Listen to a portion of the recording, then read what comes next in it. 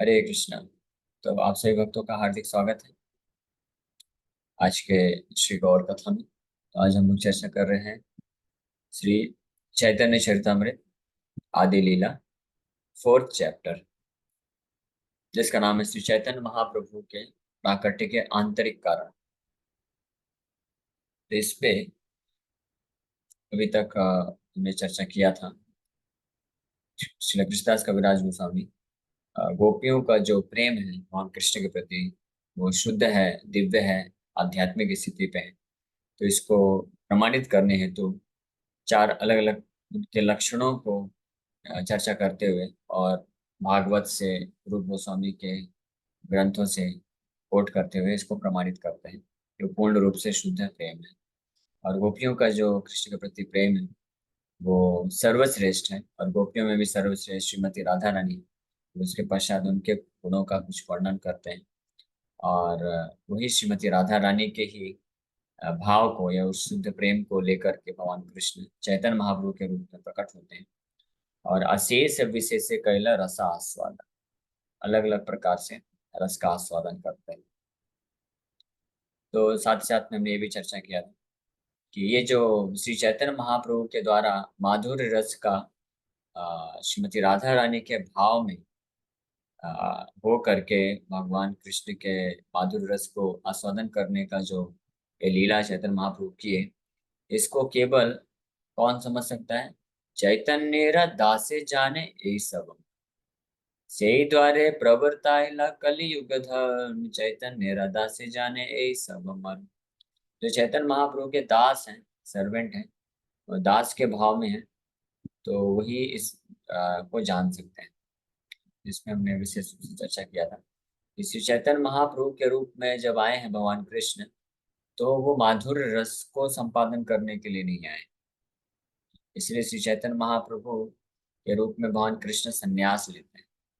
तो इससे ये भी एक शिक्षा मिलती है कि कृष्ण के माधुर्य रस को, यानी गोपियों का कृष्ण के साथ जो संबंध है, राधा कृष्ण की जो लीला है, कृष्ण और गोपियों का राधा कृष्ण का जो प्रेम संबंध है, उसको कौन समझ सकता है?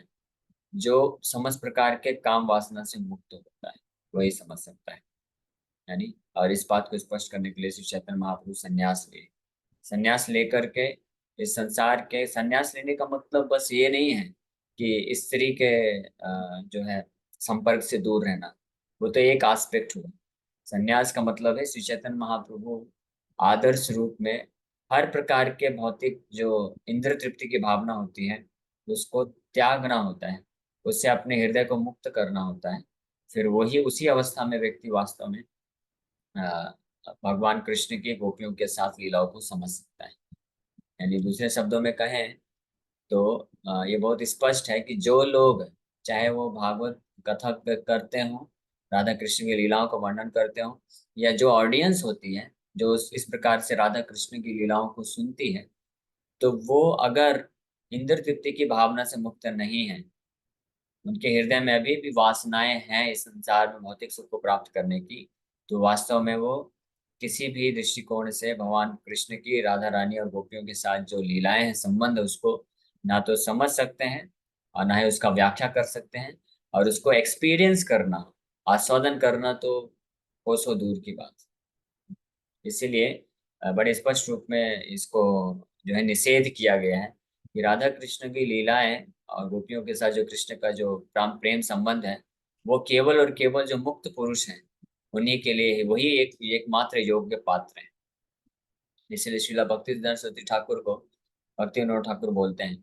श्रीला भक्तिसिद्धांत सरस्वती ठाकुर जब ये गीत गोविंद ग्रंथ है, जयदेव गोस्वामी द्वारा रचित एक बहुत ही सुंदर ग्रंथ है, जिसको जगन्नाथ जी का जो मोस्ट फेवरेट ग्रंथ है, जगन्नाथ जी को प्रतिदिन सुनाया जाता है। और इस ग्रंथ को, इस रचना को सुनने के लिए जगन्नाथ जी अपना जो है सिंहासन छोड़ के चले जाया करते थे, भाग के चले जाया करते थे। और वो एक छोटी सी बालिका गाती थी इस गीत को, तो उसको जाके सुनते थे। तो ये बहुत अद्भुत लीला है। कभी समय निकलेगा तो बताएंगे। तो उसके कारण ही फिर भगवान जगन्नाथ जी की इच्छा से राजा को यह आदेश मिला कि गीत गोविंद का पाठ हमेशा कराया जाए। तो इस गीत गोविंद में क्या है, जयदेव गोस्वामी जो है समाधि की अवस्था में जा करके राधा कृष्ण और अन्य गोपियां किस प्रकार से लीलाएं करते हैं, विविध प्रकार की लीलाओं को करके कृष्ण को सुख प्रदान करते हैं, उन लीलाओं का वर्णन है। तो इस ग्रंथ को श्रील भक्ति सरस्वती ठाकुर पब्लिश करना चाहते थे। तो भक्ति विनोद ठाकुर को उन्होंने रिक्वेस्ट किया, तो भक्ति विनोद ठाकुर टालते थे कि नहीं नहीं, इसको अभी पब्लिश मत करो, अभी इसका पब्लिश करने की आवश्यकता नहीं है। फिर एक दो बार ऐसे ही वापस से बोलने पे तो भक्ति विनोद ठाकुर बोलते हैं श्रील भक्ति विनोद जी ठाकुर को कि अगर आपका इतना ही इच्छा है इस ग्रंथ को पब्लिश करने का, तो आप इसको पब्लिश करो, प्रिंट करो, लेकिन केवल दो ही कॉपी प्रिंट करो, एक अपने लिए और एक मेरे लिए, बस। क्योंकि ये पब्लिक के लिए नहीं है, अन्य हर कोई इसको नहीं योग्य है इसको पढ़ने के लिए। और हमारे इस्कॉन दिल्ली के temple president his grace Mohan Rupa Prabhu, वो सुने थे कि गीत गोविंद कितना अद्भुत ग्रंथ है, तो वो खुद बताते हैं एक लेक्चर में कि उनका इच्छा हुआ कि थोड़ा एक बार इसको पढ़ के देखते हैं कैसा है, इसमें क्या क्या वर्णन है। तो उस ग्रंथ को खोले तो पहले इंट्रोडक्शन में ही लिखा था कि this this literature is only meant for liberated soul. ये ग्रंथ जो है केवल मुक्त पुरुषों के लिए, जो इस संसार के समस्त वासनाओं से मुक्त हो चुके हैं। तो उन्होंने तुरंत उसको बंद करके रख दिया। लेकिन दुर्भाग्य है समाज में कि ऐसे जो तथाकथित भागवत कथाकार हैं और उनकी ऐसी जो ऑडियंस होती है, वो बिना योग्य पात्रता के वो वर्णन भी करते हैं और सुनते भी हैं। तो ये एक महान अपराध होता है। प्रभुपाद जी जब पुणे गए थे प्रचार करने के लिए कुछ दिन, तो पुणे में एक बहुत बड़ा व्यापारी था, लाइफ मेंबर बना और प्रभुपाद जी को बहुत सम्मान दिया, और उसने कई कुछ प्रोग्राम भी आयोजन कराए। तो अपने घर पे बहुत बड़ा उसका हवेली था, तो वहीं पे प्रभुपाद जी और प्रभुपाद जी के साथ कुछ शिष्य गए थे, तो उनको वो ठहरने की व्यवस्था भी कराया। और उसके घर पे ही एक मंदिर भी था भगवान राधा कृष्ण का। तो हमेशा उनका वो श्रृंगार पूजा पाठ करता था। वैष्णव था मतलब, लेकिन भौतिक भौतिक ही था, शुद्ध वैष्णव नहीं था। तो वो प्रभुपाद जी को ऐसे आके रिक्वेस्ट करता है अपनी पत्नी को साथ में लेके, और प्रभुपाद जी को बोलता है कि प्रभुपाद जी आप राधा कृष्ण की कुछ लीलाएं वर्णन करें। प्रभुपाद जी बोले कि नहीं, राधा कृष्ण की लीलाएं ऐसे नहीं वर्णन की जाती, ये सबके लिए नहीं है। तो बोला नहीं नहीं, हमको बहुत इच्छा है, हम राधा कृष्ण की लीलाओं को सुनना चाहते हैं, आप कृपा करके वर्णन करिए वर्णन करिए, बहुत जिद कर रहा था। तो प्रभुपाद जी फाइनली बोले कि हो सकता है आप योग्य पात्र होंगे राधा कृष्ण लीलाओं को सुनने के लिए, लेकिन मैं योग्य नहीं हूँ उसका वर्णन करने के लिए, तो आप कृपा करके किसी और जो है साधु को पकड़ लीजिए। तो वहां पे प्रभुपाद जी स्पष्ट किए इस बात को कि राधा कृष्ण लीला जो है केवल और केवल वो व्यक्ति योग्य है जो श्री चैतन्य महाप्रभु के आश्रय में रह करके हरिनाम जप करता है, साधना भक्ति करता है, और ग्रेजुअली धीरे धीरे अपने हृदय को पूर्ण हर प्रकार की वासनाओं से मुक्त कर लेता है।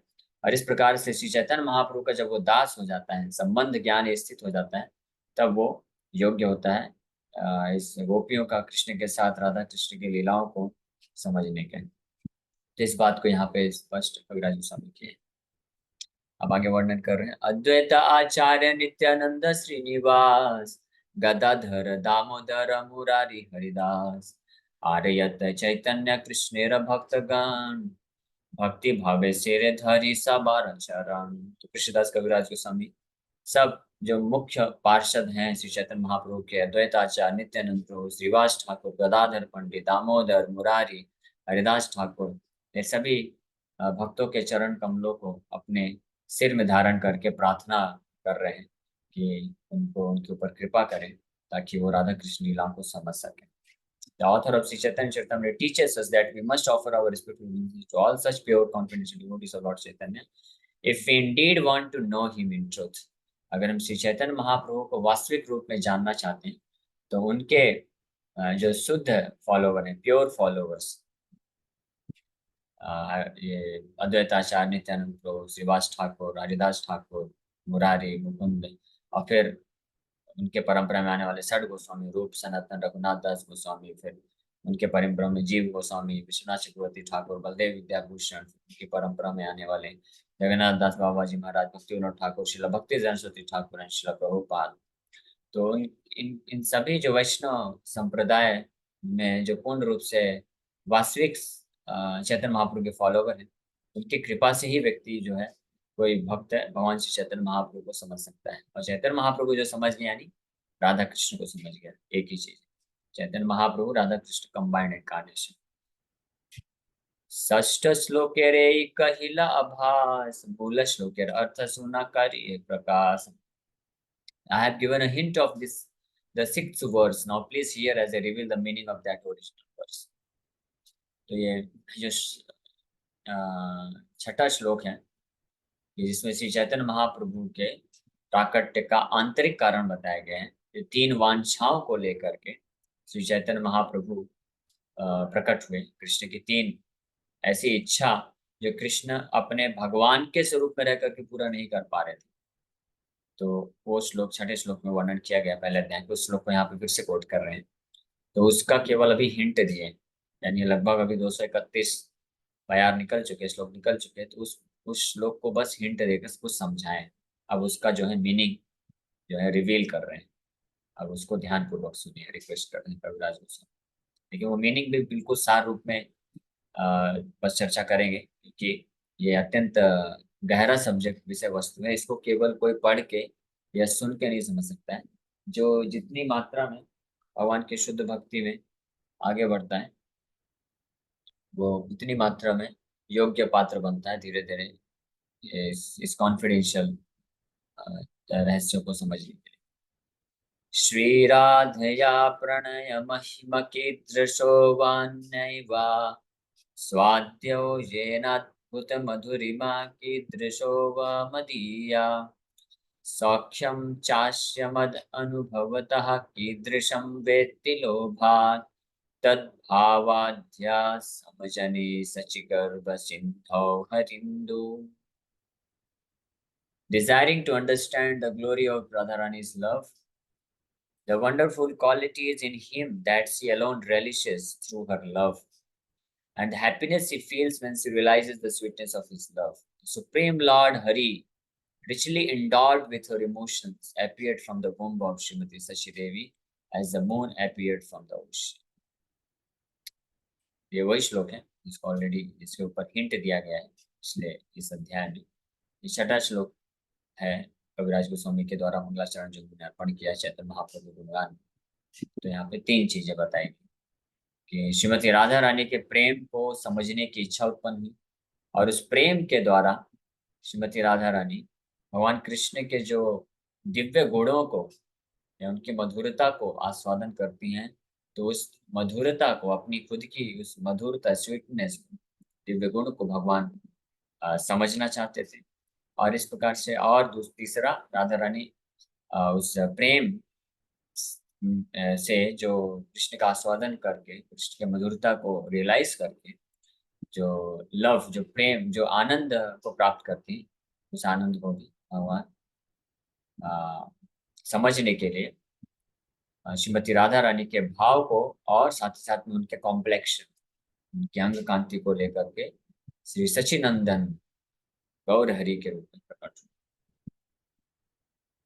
ए सब सिद्धांत गूढ़ कहिते न युयाय, न कहिले के इहार अंत न पाए। तो कविराज गोस्वामी बोल रहे हैं कि ये सारे जो सिद्धांत हैं ये अत्यंत गूढ़ हैं, बहुत ही कॉन्फिडेंशियल है। क्यों कॉन्फिडेंशियल है? क्योंकि इसको कोई समझ नहीं सकता है। हाँ? ये समझना ही बड़ा दुर्लभ है, इतना मुश्किल है कि हम ये शरीर नहीं आत्मा है। ये सिद्धांत भी जो कि स्पिरिचुअल लाइफ का बिल्कुल मोस्ट बेसिक सिद्धांत, एबीसीडी ऑफ भगवत गीता। नहीं, भगवत गीता को स्पिरिचुअल लाइफ का एबीसीडी बोला जाता है। Bhagavad Gita itself is preliminary study of entire spiritual life. और भगवत गीता में भी जो सबसे एबीसीडी नॉलेज है, सबसे बेसिक नॉलेज है, फंडामेंटल नॉलेज है, जो सबसे पहला ज्ञान दिए भगवान कृष्ण सेकंड चैप्टर में, कि हम लोग ये शरीर नहीं आत्मा है। तो ये सबसे स्पिरिचुअल लाइफ का जो सबसे बेसिक, सबसे फंडामेंटल नॉलेज है, उसको भी समझना हमारे लिए इतना दुर्लभ हो रहा है, इतना मुश्किल हो रहा है। तो अब इसको इसको कौन समझ सकता है? इससे ऊपर है भागवतम। भागवत में भगवान कृष्ण का अपने शुद्ध भक्तों के साथ लीलाएं हैं, तो वो और डिफिकल्ट है समझ पाना। फिर उसमें भी सर्वश्रेष्ठ लीला है भगवान के ब्रजवासियों के साथ, गोपियों के साथ, उसको समझना और डिफिकल्ट है। और उसमें भी हाईएस्ट है जो राधा कृष्ण का बारे में समझना, वो तो मोस्ट कॉन्फिडेंशियल है और मोस्ट डिफिकल्ट सब्जेक्ट है। इसलिए जो लोग ऐसे ही बिना योग्यता के राधा कृष्ण को समझने का प्रयास करते थे, तो प्रभुपाद जी बहुत उनको धुलाई करते थे। और प्रभुपाद जी बोलते थे कि before trying to understand Radha Krishna, first try to understand Arjun Krishna. Radha Krishna को समझने के पहले पहले समझिए अर्जुन कृष्ण कौन है। अर्जुन कृष्ण मतलब भगवत गीता। पहले हमको भगवत गीता अर्जुन कृष्ण समझना चाहिए। फिर धीरे धीरे जब हम जानेंगे कि कृष्ण अर्जुन कृष्ण यानी गीता के माध्यम से समझेंगे कि कृष्ण परम भगवान है और कृष्ण का दिव्य स्वरूप है, उनकी भगवत्ता है, तब हम जो है आगे बढ़ सकते हैं और highest spiritual realization Radha Krishna समझ सकते हैं। अब उससे भी ज्यादा कॉन्फिडेंशियल है इस बात को समझना कि कृष्ण को लोभ हो रहा है कि राधा रानी के भाव को, प्रेम को समझने की इच्छा उत्पन्न हो रही है और अपनी खुद की मधुरता को समझने की इच्छा उत्पन्न हो रही है। और साथ ही साथ में इस प्रकार से कृष्ण का दिव्य प्रेम में सेवा करके जिस आनंद का अनुभव करते हैं श्रीमती राधा रानी, उसको भी प्राप्त करने के कृष्ण को लोभ उत्पन्न हो रहा है। इसलिए वो चैतन्य महाप्रभु के रूप में आए हैं और इस प्रकार से वो जो है संन्यास लेकर के गंभीरा में हरिनाम संकीर्तन के द्वारा ये जो है ये तीन अपनी इच्छाओं को जो है आस्वादन करते हैं। तो ये बात समझना तो ये अत्यंत निगूढ़ है।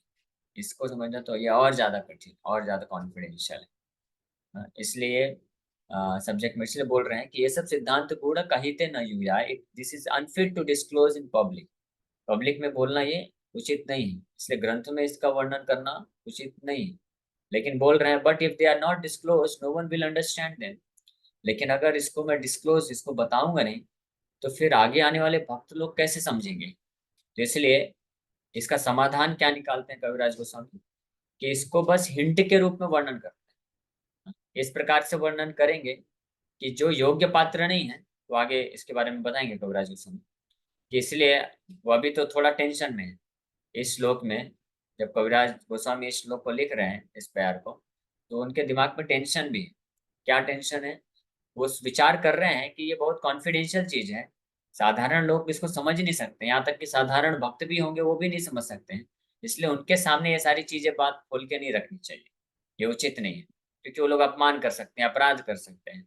लेकिन दूसरी ओर उनके हृदय में ये भी बात आ रही है कि अगर ये सब बताया नहीं जाएगा तो जो भक्त हैं जो सिंसियरली चैतन्य महाप्रभु का आश्रय लेना चाहते हैं, चैतन्य महाप्रभु का भक्ति करना चाहते हैं, तो उनको फिर कैसे पता चलेगा?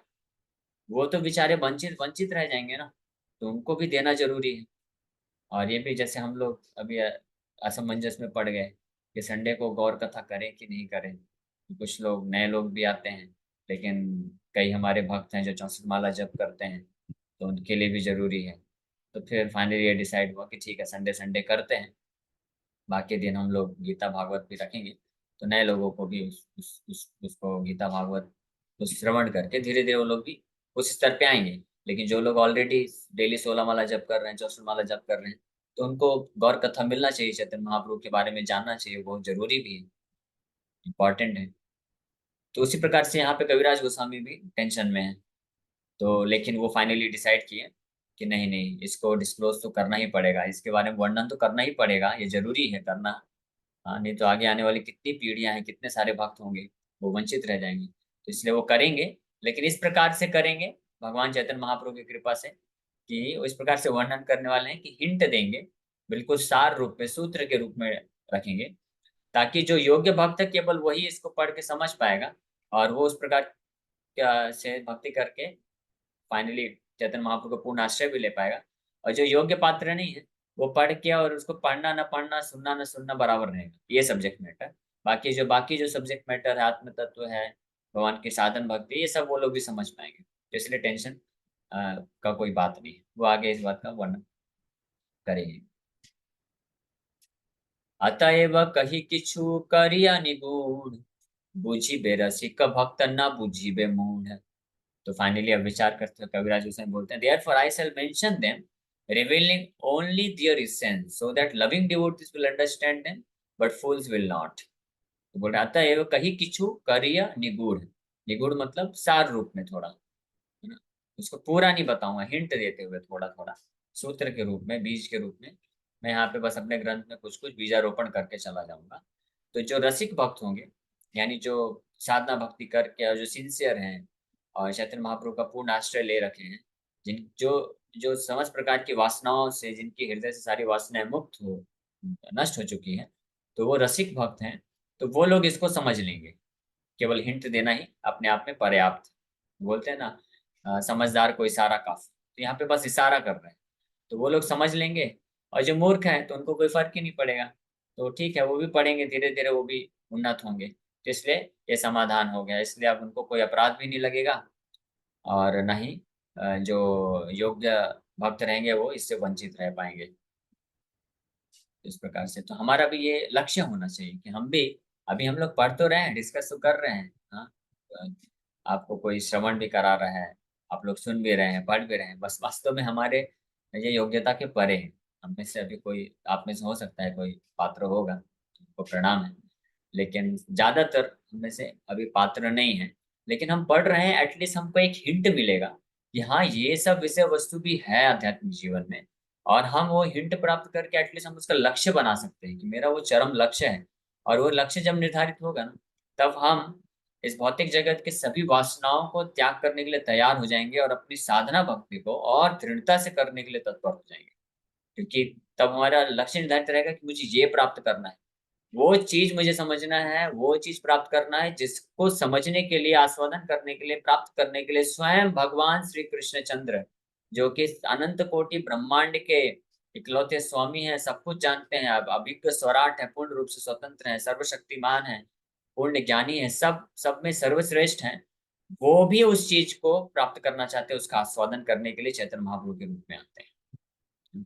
तो जब हम इस प्रकार से जानेंगे, हिंट मिलेगा कि ऐसी भी वस्तु है कोई, और वो हमको प्राप्त हो सकती है अगर हम श्री चैतन्य महाप्रभु का प्रॉपर तरीके से आश्रय ले लेंगे, तब हम बहुत सीरियस हो सकते हैं अपने भजन में, साधना भक्ति में। जैसे जिस प्रकार से कोई स्टूडेंट होता है, तो उसको अगर जैसे पढ़ते हैं बच्चे लोग 9, 10, 11, 12, अगर उनको केवल इतना ही बताया जाएगा कि ये बोर्ड एग्जाम है, ये बोर्ड एग्जाम के क्वेश्चन पेपर है, बस आप इसको सॉल्व करो, पढ़ो और एग्जाम पास करो, तो वो तो उसका लिमिटेड हो जाएगा ना फिर तैयारी।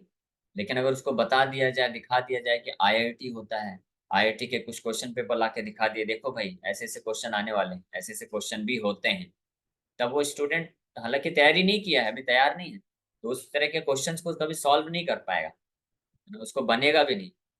हाँ, पहले में तो क्वेश्चन ही नहीं समझ पाएगा। मुझे खुद को एक्सपीरियंस है, मैं जब 11th क्लास में था, तो मेरा इच्छा होता था कि आईआईटी के क्वेश्चन कैसे होते हैं एक बार देखें तो सही। मैं क्वेश्चन पेपर लेके आया करता था, और देखता था, तो शुरू शुरू में तो वो मैथ के ऐसे ऐसे सब्जेक्ट, ऐसे ऐसे टॉपिक, जिसको मैं पूरा 12th का लेवल का सब ऐसे ही कर दिया था, कंप्लीट कर दिया था। तो एक्चुअली हमारे ऐसा था कि मैं 11th में ही 12th का कंप्लीट कर चुका था, मैथ्स। तो फिर मैं आईआईटी निकाल लिया, आईआईटी का जब स्टार्ट किया देखना, तो क्वेश्चन ही नहीं समझ में आ रहे पहले। इतने ऐसे कॉम्प्लेक्स तरीके से क्वेश्चन पूछे जाते हैं, एक क्वेश्चन में बहुत सारे हजारों कॉन्सेप्ट लाके डाल देते हैं। उनके फिजिक्स या केमिस्ट्री के क्वेश्चन भी होंगे तो उसमें मैथमेटिक्स के भी कॉन्सेप्ट डाल देते हैं, कि बिना मैथमेटिक्स के इस कॉन्सेप्ट को यूज किए आप वो केमिस्ट्री के क्वेश्चन को सॉल्व ही नहीं कर सकते, ऐसे कॉम्प्लेक्स तरीके से। तो वो एटलीस्ट वो क्वेश्चन पेपर पढ़ के और कुछ कुछ सॉल्व करके, उसमें भले ही 100 क्वेश्चन है तो दो चार क्वेश्चन ही बना, कभी नहीं बना, तो एक हिंट तो मिल गया कि ये होता है आईआईटी। तब हम प्रिपेयर हो गए कि हाँ, अब और अच्छे से मेहनत करना है और अच्छे से सॉल्व करना है, केवल बोर्ड लेवल बस में नहीं बैठे रहना है। तो इसी प्रकार से कविराज गोस्वामी यहाँ पे ये हिंट दे रहे हैं हमको कि आध्यात्मिक जीवन का जो सर्वश्रेष्ठ रियलाइजेशन है, साक्षात्कार है, वो क्या है, और उसको प्राप्त करने के लिए किस लेवल पे हमको क्या करना पड़ेगा। तो सबसे पहला कंडीशन है कि हमको समस्त प्रकार के भौतिक वासनाओं से अपने आप को मुक्त करना पड़ेगा हृदय से, तभी हम उस लेवल को एक्सपीरियंस करने के लिए आशा कर सकते। उसके बाद भी फिर प्रोसेस है, साधना भक्ति को अच्छे से करके, हरिनाम जप में और दृढ़ता पूर्वक, सीरियस होकर के, दृढ़ होकर के, और चैतन्य महाप्रभु, विशेष रूप से चैतन्य महाप्रभु का पूर्ण आश्रय लेकर के जब कोई भक्त करता है, तो धीरे धीरे वो योग्य बन सकता है।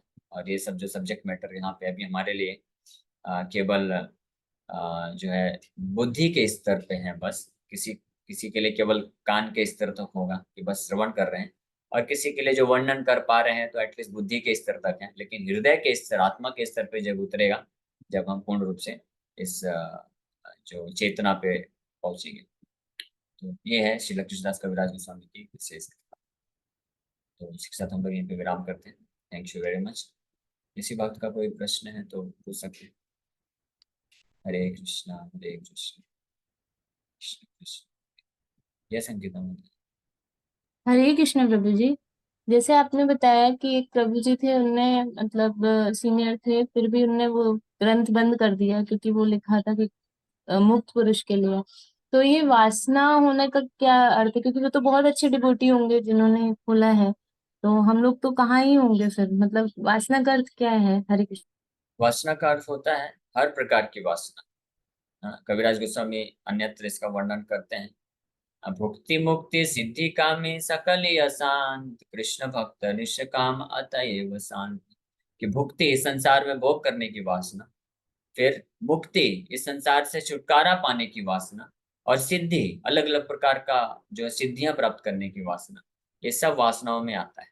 और भुक्ति में भी कई कैटेगरी, हमने वैसे एक लेक्चर में विस्तार से चर्चा किया था ये तीनों वासनाओं के ऊपर। लेकिन सार रूप में अगर बोलें तो भुक्ति का मतलब होता है कि ये फिजिकल बॉडी यानी ग्रॉस इंद्रियों का जो तृप्ति है, प्लस मन के स्तर का तृप्ति, मानसिक संतुष्टि, फिर बुद्धि के स्तर का, फिर ईगो के स्तर का। तो ये चारों लेवल पे जो हम कुछ करके अगर इनको संतुष्ट करने की जो वासना रहती है, उसको मुक्ति कहा जाता है।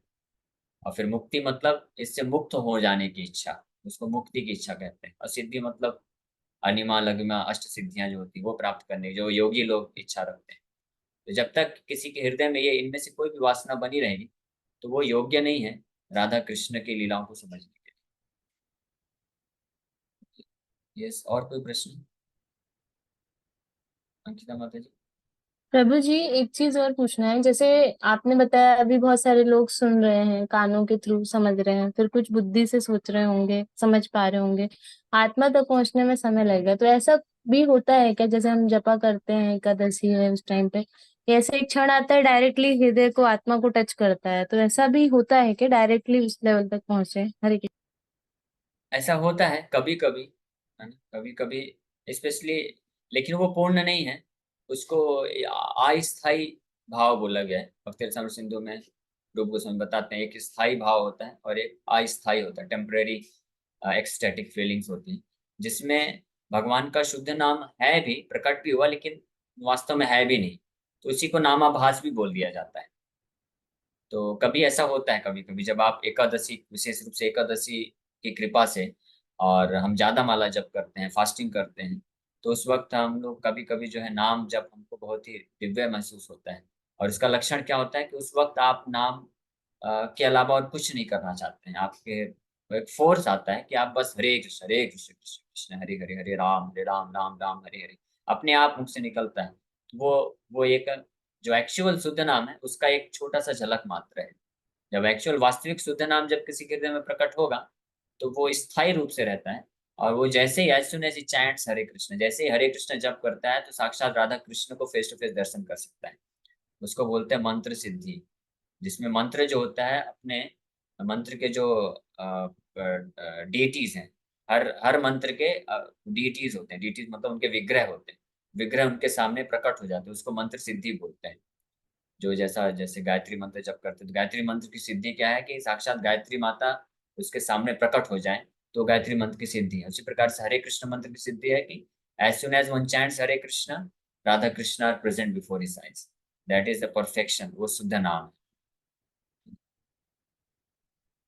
ओके, अभी एक समय छोटा हो सा गया। प्रश्न और था प्रभु जी, पूछ सकते हैं? छोटा सा ही है। हाँ, पूछ लीजिए। प्रभु जी, जैसे मेरी दादी थी पहले जो, तो वो पूजा करती थी, कई बार मैंने उनको ऑब्जर्व किया, अभी याद आता है कि वो रोने जैसी आवाज होती थी उनकी गले में ऐसे। तो वो क्या भाव जो था वो कहीं ना कहीं शुद्धता बोलता है क्या प्रभु जी? हरि। वो डिपेंड करता है, हो भी सकता है, हम लोग कमेंट नहीं कर सकते, बट डिपेंड करता है।